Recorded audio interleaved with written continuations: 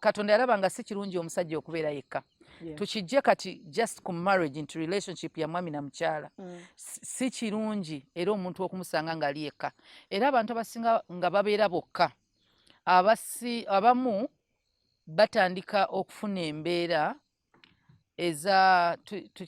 nkiyite ntya, bw'aba afunye obuzibu kyangu omuntu oyo okutuuka ku level y'okuba ng'alina suicidal thoughts, ebirowoozo by'okwetta.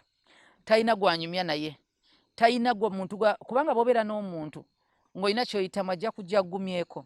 Naye bw'ogeza ne weeyawula, era isolation eyo ereetera abantu bangi ogenda mu depression. So Katonda yatukola nga tuli social beings, tubeera n'abantu, tulina okubeera n'abantu. Naye be tukolagana nabo tulina obbaawula ku mikwano gyaffe. Kati nsobola okukolagana n'abantu 5 nga temuli mukwano gwange. Nsobola okukolagana n'abantu 100 nga mulimu omukwano gumu. Kati ekibuuzo kiri nti abantu bonna b'oyita mikwano gyo ddala bakwano bo oba be bantu b'okolagana nabo ngolooza bakwano bo. Ekyo yes. Kangereza abantu be tukolagana nabo mu church, tukolagana n'abantu olw'obuweereza. Ffenna tuli mu kwaya. Ffenna tuli mu ushering department.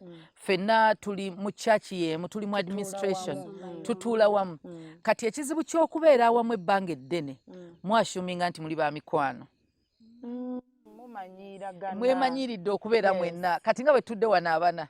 Because tukola ffenna tekitegeeza nti tugenda kuba ba mikwano. Era toyinza vayo n'ogamba n'atajja kundaba. Ekibuuzo mukwano gwo bamukozi munno.